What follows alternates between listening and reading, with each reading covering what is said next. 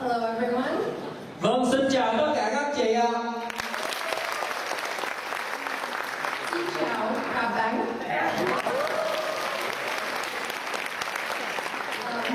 I'm very excited to be here tonight to speak with you all. We have a great product to talk about. Vâng, và tôi rất vui hôm nay được có mặt ở đây cùng với các anh chị, bởi vì chúng ta có một sản phẩm vô cùng tuyệt vời mà tôi muốn chia sẻ cho các anh chị. We're going to learn about the science behind carotenoids. Và chúng ta sẽ tìm hiểu về khoa học phía sau thành phần carotenoid. Before we jump into the presentation, I'd like to talk a little bit about Nutrilite. This is a picture of Nutrilite. It's based in Buena Park, California. That's where I work. Vâng, và trước khi chúng ta nói về sản phẩm thì tôi muốn nói một chút xíu về Nutrilite, và tôi xin giới thiệu với các anh chị đó là vì dinh dưỡng Nutrilite, vì sức khỏe Nutrilite ở tại Buena Park, California, nơi mà tôi đang làm việc.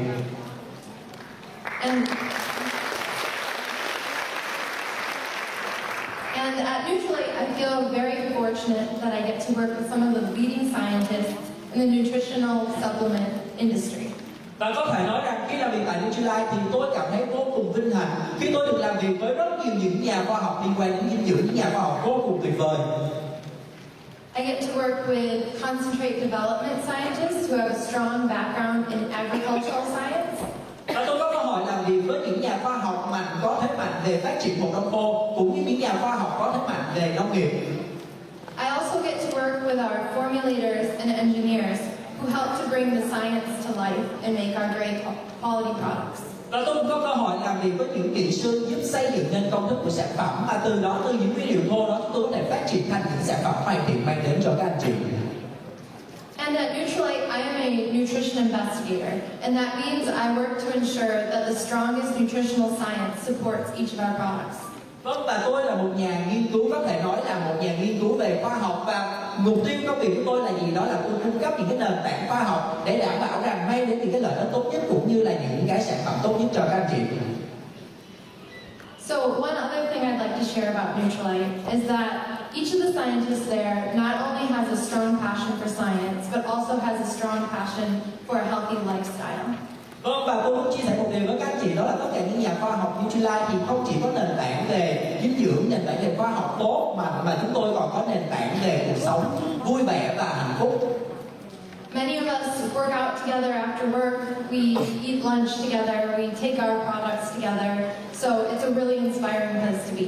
Và có thể nói đó là một nơi làm việc vô cùng tuyệt vời và đầy đam mê đối với tôi, bởi vì khi đó sau khi tan sở, sau khi làm việc xong thì chúng tôi cùng nhau đi tập thể dục, chúng tôi cùng ăn trưa với nhau, chúng tôi cùng nhau phát triển nên những sản phẩm. So I just want to share a little bit about what it's like to work at Nutrilite. Now we can jump into our discussion today about carotenoids. Vâng, và đó là những điều mà tôi muốn chia sẻ với các anh chị về nơi mà tôi đang làm việc, đó là Nutrilite, và bây giờ thì chúng ta sẽ đi vào chủ đề chính, đó là carotenoid.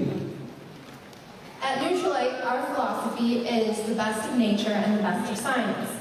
Các anh chị cũng biết triết lý của Nutrilite, đó là điều tốt nhất từ khoa học và tốt nhất từ thiên nhiên.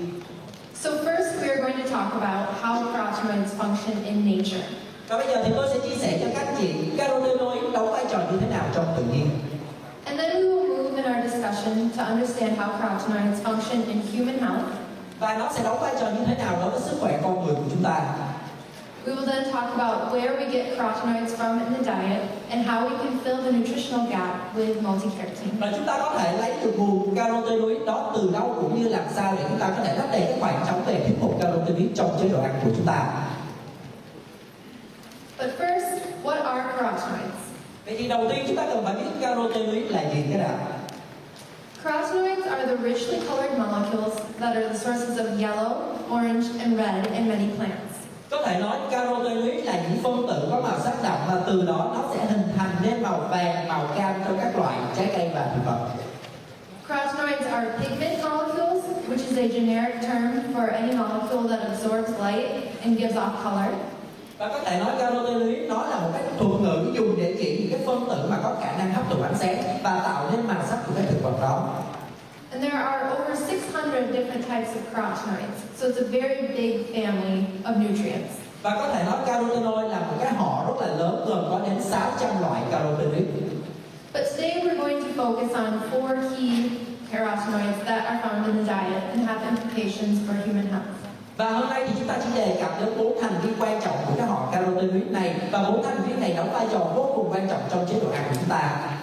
And these are alpha carotene, beta carotene, lutein, and zeaxanthin.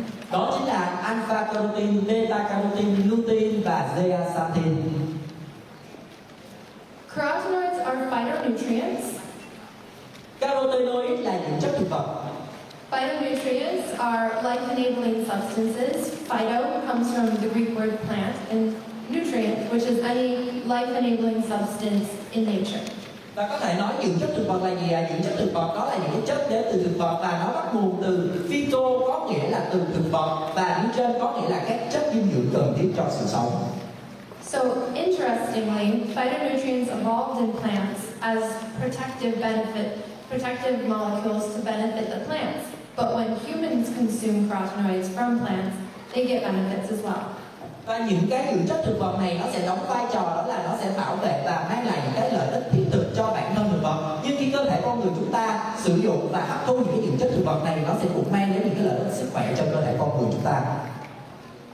So let's talk about how carotenoids function in nature. Và bây giờ thì chúng ta hãy tìm hiểu xem carotenoid đóng vai trò như thế nào trong tự nhiên.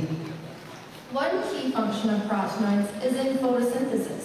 Và một vai trò của carotenoid đó là tham gia vào quá trình quang hợp. In photosynthesis, carotenoids capture light to help power the fuel source for plants. Và có thể nói là carotenoid ở trong thực vật nó sẽ giúp hấp thụ ánh sáng và cung cấp năng lượng cho thực vật. The way photosynthesis works is that plants capture light, and in the chlorophyll complex, which is another pigment, a chemical reaction takes place in order to produce glucose. Và có thể nói rằng quá trình quang hợp nó diễn ra nhờ vào một cái cấu trúc được gọi là diệp lục, và đó cũng là một cái cấu trúc mà sẽ hấp thụ ánh sáng của thực vật, và khi nó hấp thụ ánh sáng thì nó sẽ giúp cho thực vật sản sinh ra đường glucose, là một dạng năng lượng cho thực vật sử dụng. The reason that chlorophyll is able to do this is that it's another pigment molecule that captures light. Và cái lý do mà cái chất diệp lục này nó có thể làm được là bởi vì nó là những cái phân tử nó có thể bắt được cái ánh sáng của tự nhiên. Chlorophyll specializes in capturing the blue spectrum and the red spectrum of light. Và có thể nói là chất diệp lục này nó có khả năng bắt ánh sáng từ màu xanh cho đến màu đỏ. Có thể nói là ánh sáng quang phổ từ màu xanh cho đến màu đỏ.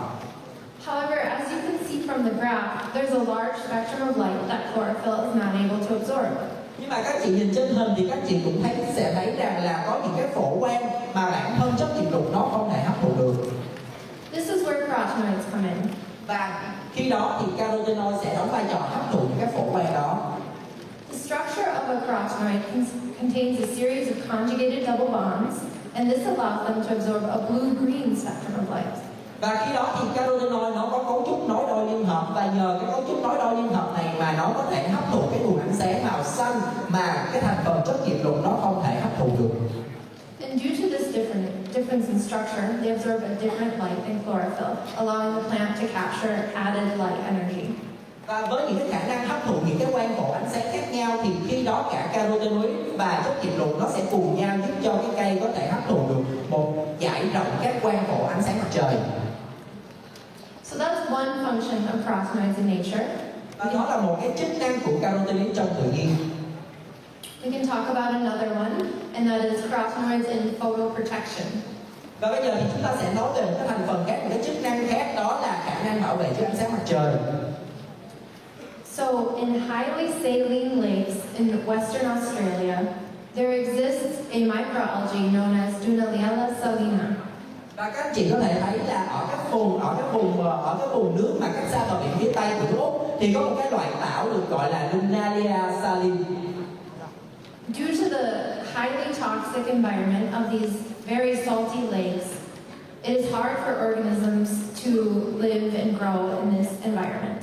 Và cái loài tảo này nó có thể sống trong một cái môi trường nước mặn mà cực kỳ, có thể nói là cực kỳ độc và cực kỳ nguy hiểm, mà không có sinh vật nào có thể tồn tại được trong môi trường nước mặn cao đó. This microalgae has evolved to include beta carotene in its cell membrane in order to protect it from the harsh conditions of the environment. Và để tồn tại trong cái môi trường có thể nói là muối mặn cao như vậy thì cái loài tảo này nó đã tiến hóa bằng cách đó là nó tích tụ trong màng tế bào của nó cái thành phần beta carotene để giúp nó có thể là bảo vệ trước những ánh sáng mặt trời. So in the same way that carotenoids are able to absorb light energy in photosynthesis, these carotenoids absorb extra light energy in these salt fields so that it can protect the cell membrane of the microalgae.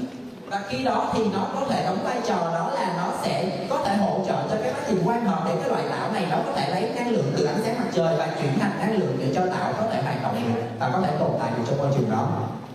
And this gives these lakes this beautiful reddish hue that you see in the picture. Và các chị thấy đó là cái vùng mà nước ở cách xa bờ biển phía tây của nước Úc, nó có cái màu có thể nói là màu đỏ khá là đẹp. Another function within the Dunaliella salina is with antioxidation. Và một chức năng khác của cái loại tảo này đó là nó có khả năng chống oxy hóa. Because the highly salt lakes are very toxic, lots of oxidation can occur to these organisms, and the carotenoids help protect against some of that oxidation. Bởi vì trong cái môi trường mà muối mặn cao như vậy thì khi đó có rất nhiều những chất độc hại và nó có thể gây ảnh hưởng đến cái loại tảo đó. Cho nên loại tảo này khi đó nó có thành phần beta carotene giúp nó tăng cường cái khả năng chống oxy hóa, bảo vệ nó có thể tồn tại được trong môi trường đó. Another role of carotenoids in nature is within attraction. Và một chức năng khác của beta carotenoid đó là nó tăng cái khả năng hấp thu của cái khả năng hấp dẫn của sinh vật. We know that marigolds contain lots of carotenoids from their brightly orange color. Và các anh chị thấy chẳng hạn như là loài hồng hạc đi thì nó có những cái thành phần beta carotenoid trong cái loại lông của nó. And this brightly orange color actually attracts insects to help pollinate the marigold flower. Hoặc là trong những cái loại hoa marigold đó là hoa cúc La Mã chúng ta thì nó có cái thành phần beta carotene hoặc là carotene trong đó và nó sẽ giúp cho cái việc đó là tăng hấp thụ cái việc mà thụ phấn cũng như là rải hạt. Some birds even accumulate carotenoids in their feathers for color. This can be an indication of health status, but also helps to attract mates. Và một số loài chim thì cũng có thành phần beta carotenoid trong cái phần lông của nó, nhờ vậy mà cái lông của nó sẽ có một cái màu hồng hoặc là một cái màu cam rất là đặc trưng và nó sẽ đóng vai trò đó là nó hấp thu con cái để mà tham gia vào quá trình giao phối. So these are some other fun ways that carotenoids can function in nature. Và đó là một trong những cách mà thú vị mà carotenoid nó tồn tại trong tự nhiên và trong những cái sinh vật sống. In summary, we learned that carotenoids function in photosynthesis, photoprotection, antioxidation, and attraction. Như vậy thì chúng ta thấy rằng là carotenoid nó có những cái vai trò đó là thứ nhất là tham gia vào quá trình quang hợp, cái thứ hai nữa đó là tham gia vào quá trình bảo vệ cho ánh sáng mặt trời, thứ ba đó là tham gia vào quá trình chống oxy hóa và cuối cùng đó là thu hút ở những cái loài sinh vật sống.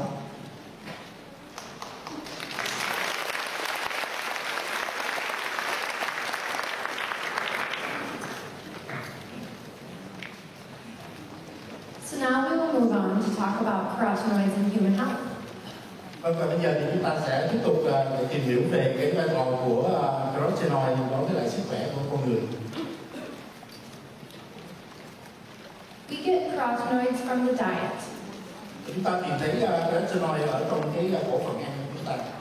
And carotenoids can be found in many different reds, orange, and yellow fruits and vegetables. Và chúng ta có thể tìm thấy carotenoid ở trong những cái loại trái cây và rau củ mà nó có màu vàng sẫm hoặc là màu đỏ. Here are some examples of the 4 key carotenoids we are speaking about today. Và chúng ta có thể thấy là có một số ví dụ là chúng ta có thể những trái cây ở trên màn hình đó thì chúng ta thấy là nó là chứa rất nhiều carotenoid. You may notice that leafy green vegetables are included as well.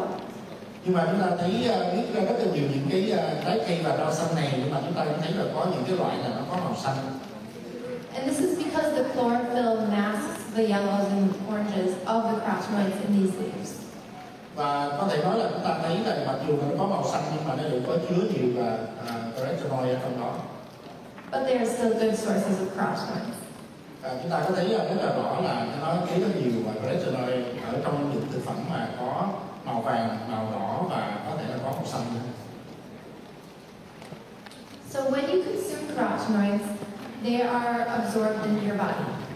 Và khi mà chúng ta ăn những cái thực phẩm mà có chứa carotenoid đó thì nó sẽ hấp thụ vào cơ thể của chúng ta. First, the carotenoids travel to your stomach, where they are packaged into transport vesicles known as micelles. Và khi mà chúng ta ăn vào trong bao tử đó thì nó sẽ chuyển đến cái ruột non Và khi mà carotenoid mà đến ruột non đó, thì có phải nhờ đến một cái thành phần có tên là micelle. These micelles are composed of dietary fatty acids as well as bile acids. Micelle là một cái hợp chất có giữa axit mật và cái chất béo ở trong thực phẩm. The micelle packaging allows carotenoids to be absorbed into the intestinal mucosal cells within the gut. Và cái micelle này nó đóng vai trò giống như là một cái phương tiện vận chuyển để đưa carotenoid vào trong đi xuyên qua các thành ruột của chúng ta. After they are absorbed through the gut, they are then packaged into lipoproteins called chylomicrons and transported in the lymph to the liver. Và sau khi xuyên qua thành ruột đó, thì carotenoid lại nhờ đến một thành phần khác có tên là chylomicron, và thành phần này là sẽ giúp đưa đến cái gan và lưu trữ ở đó. In the liver, they can be metabolized in different ways and then transported to specific tissues in the blood. Và từ gan đó thì bắt đầu carotenoid bắt đầu tham gia vào cái quá trình tuần hoàn, và từ đó nó sẽ đi đến những cái mô khác, những cái thành phần khác của cơ thể chúng ta. So we're going to go into a bit more detail of how carotenoids can function in your health. Và bây giờ chúng ta đi vào chi tiết một chút xíu về cái lợi ích của carotenoid đối với sức khỏe của con người như thế nào. First, I would like to say that carotenoids are being studied for many different health benefits, including heart health, immune health, skin health, and other regulatory processes. Và chúng ta có thể thấy rằng đó là carotenoid có thể đem lại những lợi ích cho sức khỏe của tim, sức khỏe của da, của hệ miễn dịch và sức khỏe của mắt. So it's a very exciting area of research currently for nutritional scientists. Và điều này rất là thú vị, và có lẽ là chúng ta sẽ cần nhiều nghiên cứu hơn để tìm hiểu về những cái quá trình mà có thể hỗ trợ cho những cái chức năng đặc biệt của carotenoid như thế này. However, more research is needed to fully understand all of the biological mechanisms of carotenoids in health. Và những nghiên cứu thêm này đó là có thể rất là cần thiết để chúng ta tìm hiểu rất là kỹ hơn về cái cơ chế mà về sinh học của carotenoid đối với sức khỏe của chúng ta. So today we're going to focus on two key health benefits, which are vision and antioxidation. Và hôm nay thì chúng ta chỉ tập trung vào hai cái lợi ích của carotenoid, đó là lợi ích đối với thị giác và trong tham gia vào quá trình chống oxy hóa của cơ thể. Okay, so we'll start out with carotenoids and antioxidation. Và bây giờ chúng ta sẽ nói về cái quá trình mà khả năng chống oxy hóa của carotenoid. Do we all know what free radicals are? Các bạn có biết là cái gốc oxy hóa, cái gốc tự do nó là như thế nào không ạ? Okay. Well, free radicals are high energy molecules which can cause harm to the body. There are several different types of free radicals.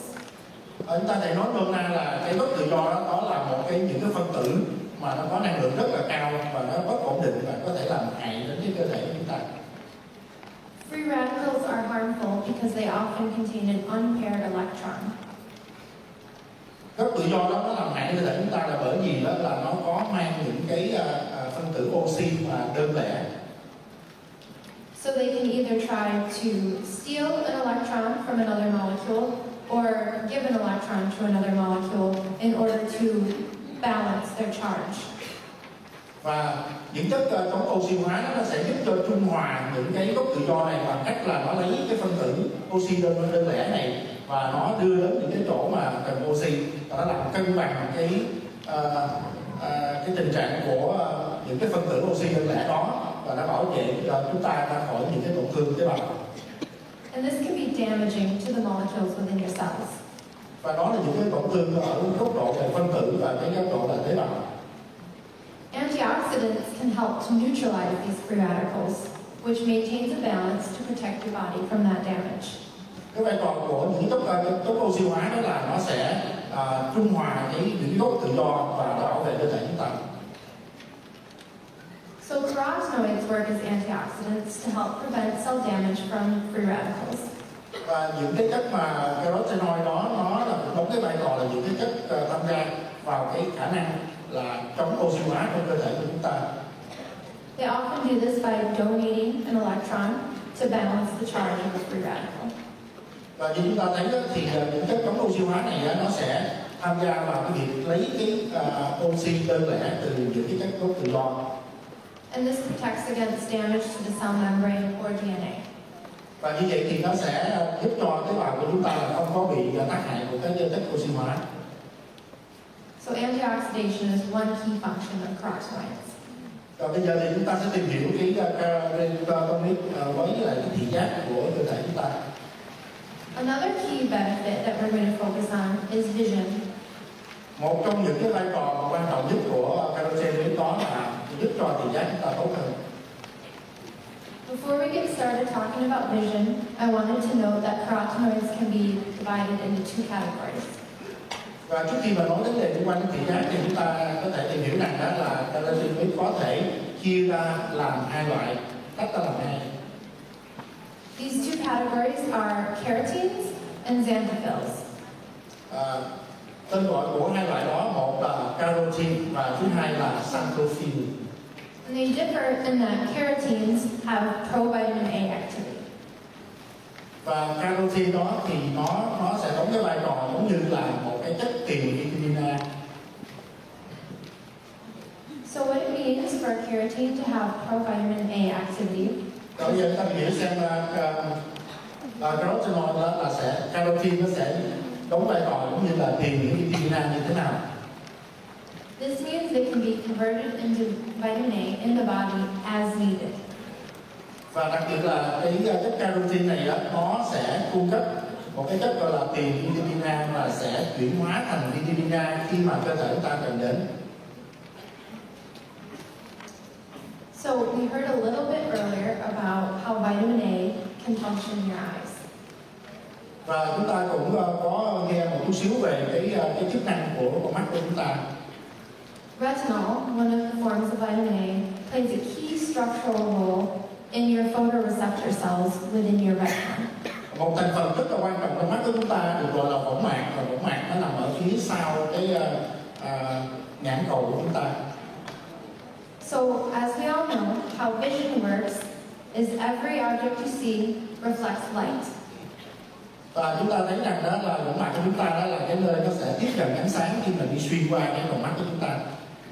And this light filters into your eye and hits the back of your eye, which is the retina.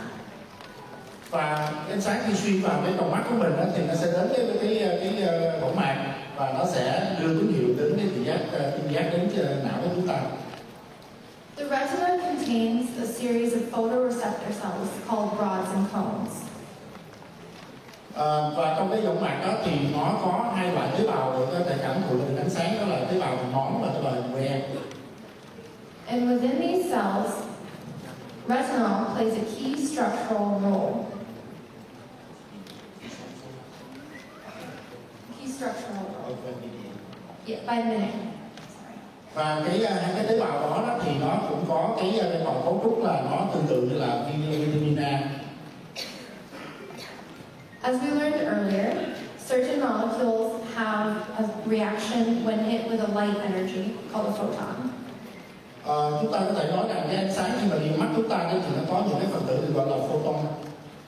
This light energy causes a conformational change in the structure of retinol, which triggers the signaling to the brain in order to process vision. Và khi năng lượng ánh sáng xuyên vào mắt của chúng ta và đưa vào cái thành phần mà vitamin A được gọi là retinol đó, thì nó sẽ kích hoạt một cái tín hiệu điện để đưa vào thần kinh thị giác và đưa đến não của mình. So in this way, retinol is essential for vision. Do đó cái retinol đó thì nó đóng vai trò là trong cái phần thị giác trung tâm.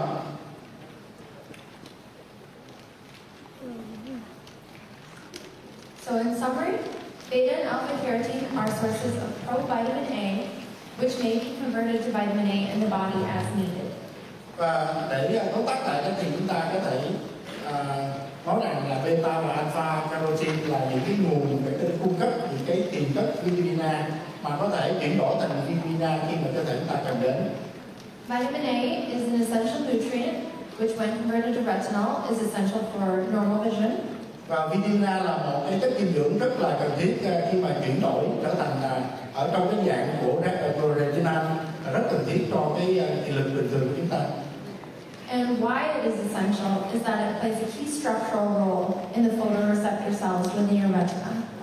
Và như thấy là retinol thì nó vai trò rất là quan trọng là khi mà những tế bào hình nón và hình que mà hấp thụ ánh sáng thì nó sẽ chuyển tín hiệu đến não của mình. So as we mentioned before, only the carotenes have provitamin A activity. But this doesn't mean that xanthophylls do not play a key role in your vision. Và chúng ta thấy rằng những cái carotene thì sẽ giúp cho chúng ta cảm thụ được những cái ánh sáng, nhưng mà có một thành phần khác cũng của bộ carotenoid được gọi là xanthophyll thì nó ảnh hưởng đến bộ phận khác của chúng ta. As we learned earlier, there is a small oval area in your retina that is called the macula. Và giống như là trước đây thì chúng ta cũng đã được các bác sĩ giới thiệu đó, thì một cái điểm rất là nhỏ hình oval ở trong cái võng mạc của chúng ta, và phần lớn là có màu vàng, do đó được đặt tên là hoàng điểm hoặc là điểm vàng. In the center of this is where the largest concentration of rod and cone cells exists. Và ở trung tâm của cái hốc mắt của chúng ta, ở ngay cái điểm hoàng điểm đó, thì nó tập trung rất là nhiều những cái tế bào hình nón mà nó chịu trách nhiệm trong cái việc là cái ta nhìn với độ phân giải cao và cái thị giác trung tâm. And much of the light that comes through your lens is focused there. Và khi ánh sáng vào trong tròng mắt của chúng ta thì nói qua cái tròng mắt, nó giống như là qua cái ống kính vậy, và nó sẽ hội tụ lại những cái điểm vàng. This area appears yellowish in most people. Và phần lớn thì con người thì cái điểm vàng đó nó có cái màu vàng, ánh màu vàng. This picture is a cross section of the macula, and as you can see, there's a yellowish hue. Và chúng ta nhìn thấy đây là cái mặt cắt của cái võng mạc mà đi cắt ngang qua cái điểm vàng, thì ta thấy là cái lớp bên ngoài của nó là có màu vàng. And this is actually due to a high concentration of lutein and zeaxanthin. Và nó có màu vàng là bởi vì đây là cái nơi mà tập trung rất là nhiều lutein và zeaxanthin. So as we know, carotenoids are able to absorb light. Và chúng ta cũng có biết rằng đó là carotenoid đó là có nhiệm vụ là hấp thụ ánh sáng. And we talked about some of the photoprotective benefits that these carotenoids have with the microalgae. Và chúng ta cũng có nói đến đó là cái tác động của cái việc mà bảo vệ cái mắt của chúng ta khỏi cái sự mà tác hại của ánh sáng. This is very similar to what is occurring here. Nó rất là đơn giản, giống như chúng ta có một ví dụ như thế này. This high concentration can help to absorb some of the harmful light that enters into our eye. Và cái điểm mà tập trung mà rất là nhiều và những cái carotenoid đó nó sẽ giúp hấp thụ những ánh sáng mà có hại trong con mắt của mình. As we talked about before, increasingly we are using more screens and cell phones and other digital type technology. Chúng ta cũng có nghe hồi nãy đó là nó nói về cái tác hại của cái việc mà chúng ta sử dụng những cái thiết bị điện tử về vi tính mà có ánh sáng màu xanh đó, thì rất là hại cho mắt. And these are very high in blue light, which is a high energy form of light and can be damaging to your cells. Và những thiết bị đó nó phát ra cái ánh sáng màu xanh đó, mà khi mà đi vào trong cái con mắt của chúng ta đó, thì nó làm ảnh hưởng đến những cái tế bào mắt. The high concentration of lutein and zeaxanthin here helps to absorb this light and protects your cells. Và cái sự tập trung mà rất là nhiều lutein và zeaxanthin ở trong cái điểm vàng đó sẽ giúp hấp thụ tất cả ánh sáng xanh đó, và giúp cho con mắt chúng ta là không bị những ánh sáng xanh đó gây hại. So, in summary, when eaten, lutein and zeaxanthin are incorporated into the body and concentrate into the macula of the eye. Và để tóm lại đó thì chúng ta có thể nói như thế này, là khi mà được ăn vào đó thì lutein và zeaxanthin nó sẽ kết hợp hấp thụ vào trong cơ thể chúng ta và tập trung ở trong cái điểm vàng của con mắt chúng ta. And they may play a key role in filtering out harmful blue light. Và lutein và zeaxanthin thì đóng một cái vai trò là lọc những cái ánh sáng xanh mà có hại trong mắt chúng ta. So now let's talk about how we can fill a nutritional gap using multi-carotene. Hôm nay chúng ta sẽ cùng nói đến việc là bổ sung dinh dưỡng cùng với sản phẩm multi-carotene ạ.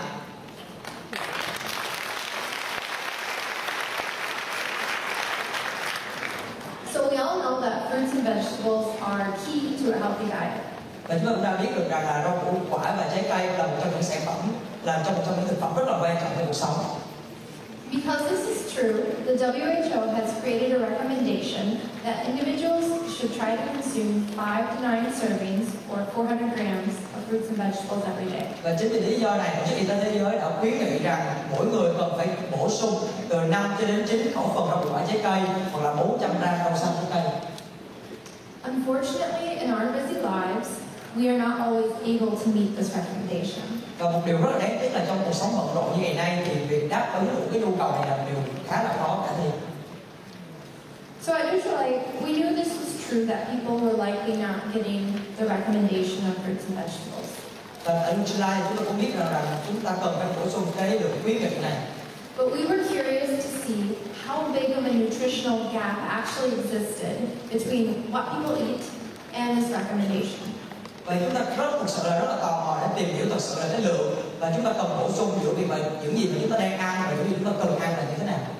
For this reason, we sponsored research to be produced called the Global Phytonutrient Report. Và chúng tôi cũng đã hỗ trợ tài trợ cho một cái nghiên cứu báo cáo về nghiên cứu về sức khỏe. This report looked at 52 different countries worldwide and looked at the intake of fruits and vegetables. Và cái báo cáo nghiên cứu về hơn 13 quốc gia và vùng lãnh thổ thì cho thấy được rằng cái sự thiếu hụt rất là nhiều trong khẩu phần ăn. And what we found was quite surprising. Và những gì mà chúng ta nghiên cứu thì khá là bất ngờ. We found that many people were not reaching this WHO recommendation of at least 5 servings of fruits and vegetables every day. Và chúng ta thấy được rằng là đa số mọi người không đáp ứng được cái lượng mà Tổ chức Y tế Thế giới khuyên dùng chỉ là 5 khẩu phần mỗi ngày.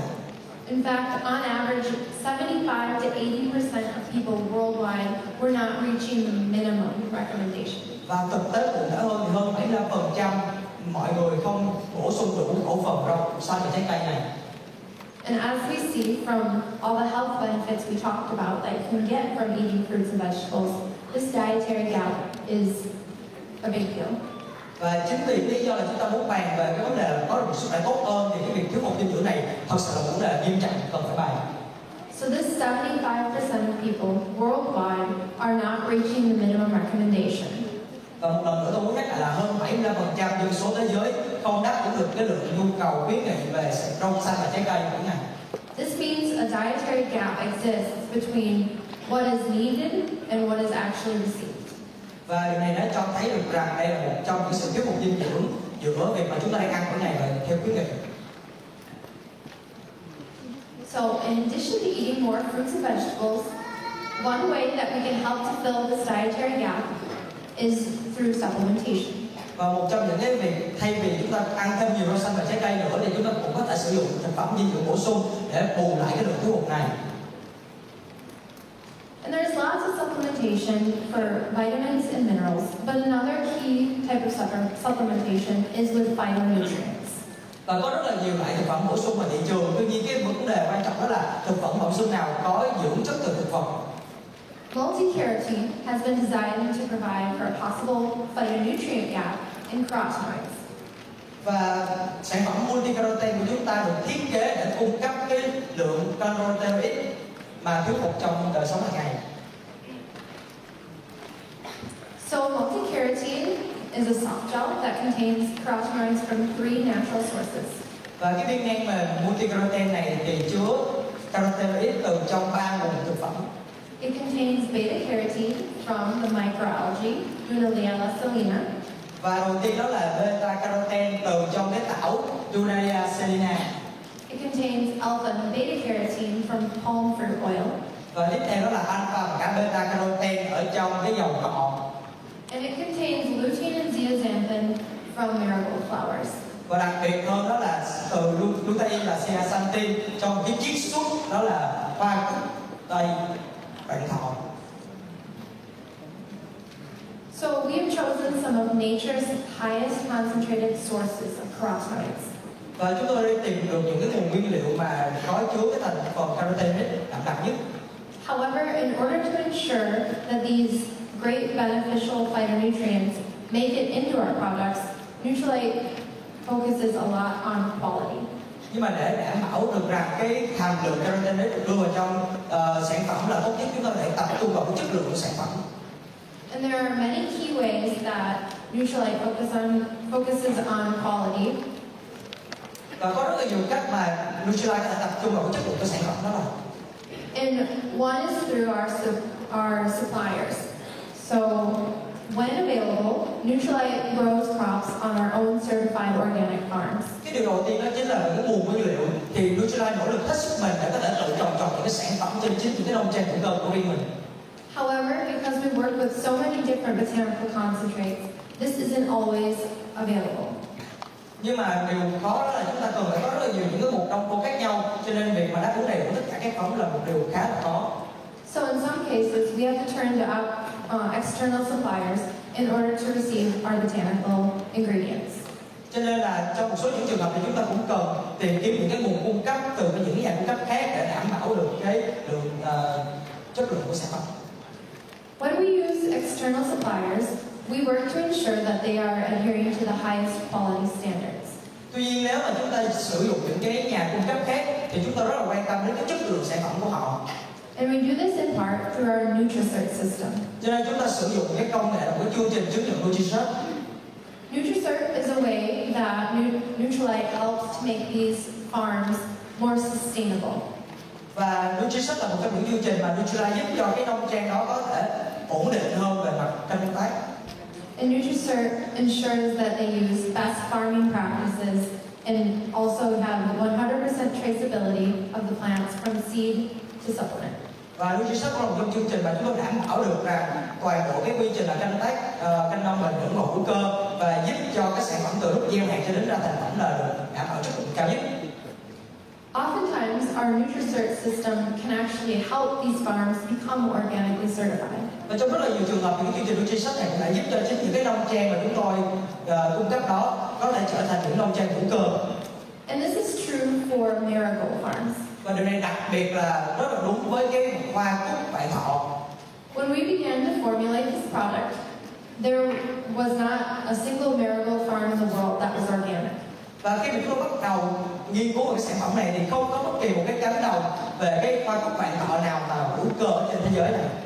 So through our Nutrilite system, we were able to help our marigold farms in India become organic certified.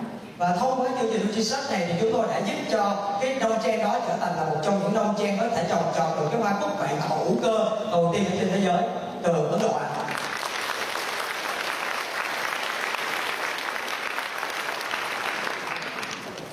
So our other sources are also Nutrilite certified. So even if they're not organic certified, they always follow the best sustainable farming practices. Và cho dù là nếu mà một vài cái sản phẩm không phải là thật sự là 100% hữu cơ thì chúng tôi vẫn theo cái chương trình Nutrilite này để đảm bảo cái nguồn nguyên liệu là thật sự là rất là ổn định. And the Nutrilite system is validated through external agencies such as EcoCert. Và đây là một trong những cái chương trình mà giúp cho chúng tôi đã nghiên cứu rất là nhiều. So sourcing is one way that we ensure quality in our botanicals. Và nguồn nguyên liệu là một trong những cách mà chúng tôi đảm bảo được cái chất lượng của sản phẩm. Another way is through our processing. Và một cái điều thứ hai đó là thông qua cái cách mà chúng tôi sản xuất sản phẩm. Due to the nature of many phytonutrients, these molecules can be very sensitive and processing can sometimes damage them. Và cái dưỡng chất thực vật thì qua quá trình sản xuất thì có thể rất là dễ bị hư hại. In order to create our products, we often have to have the botanicals undergo varying conditions in order to ensure that they are clean and pure. Cho nên là khi mà chúng tôi sản xuất thì chúng tôi phải có những cái điều kiện rất là tiêu chuẩn để đảm bảo sản phẩm là lúc nào là cũng tinh khiết và tốt nhất. One of these conditions is often heat. Và một trong những cái điều kiện đó là về cái nhiệt độ phải tiêu chuẩn. We know that heat can sometimes be damaging to phytonutrients. Bởi vì chúng tôi biết được rằng nhiệt độ đôi khi có thể làm hư hại cái dưỡng chất từ thực vật. So our engineers have worked to optimize our heating and drying processes in order to ensure that the highest concentration of phytonutrients is maintained. Cho nên chúng tôi đã phải nỗ lực không ngừng để có thể kiểm soát được cái nhiệt độ để có thể cho ra được sản phẩm tốt nhất.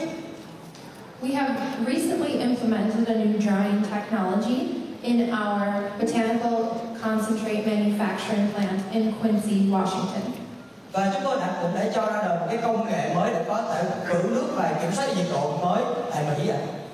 So in this way, our engineers work to ensure that phytonutrients are not lost during the processing. Và để đảm bảo được rằng cái dưỡng chất thực vật không hề bị mất đi trong quá trình sản xuất.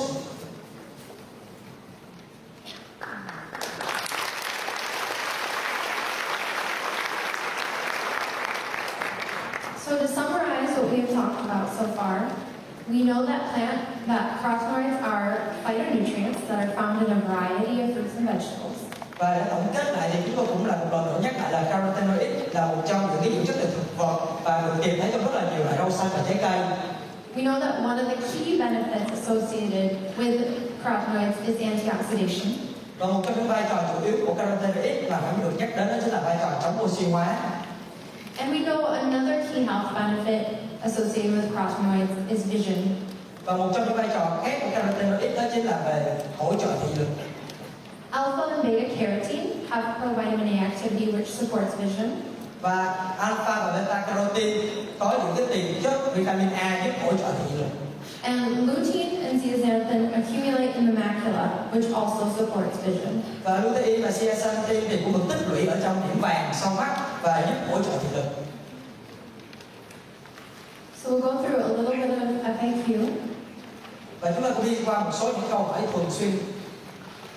We've gone over the potential benefits of this product when used as recommended. Và rất là nhiều người phải quan tâm đến lại cái lợi ích khi mà chúng ta sử dụng cái sản phẩm này theo khuyến nghị.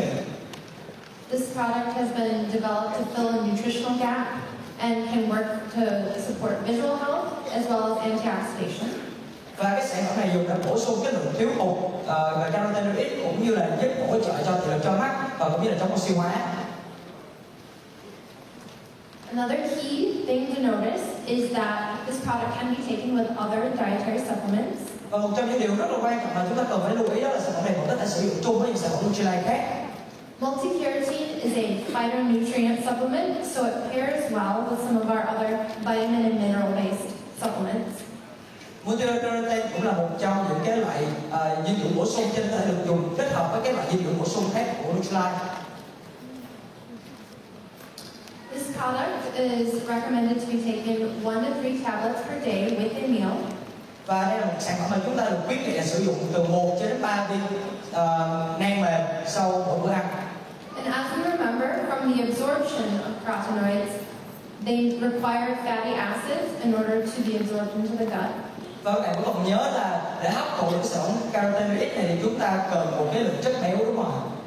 So taking multi-carotene with a meal containing some of the macronutrient of fat can help with absorption. Cho nên việc mà chúng ta sử dụng carotenoid cùng với lại bữa ăn của mình và có chất béo thì có thể giúp cho hấp thụ tốt hơn cái sản phẩm.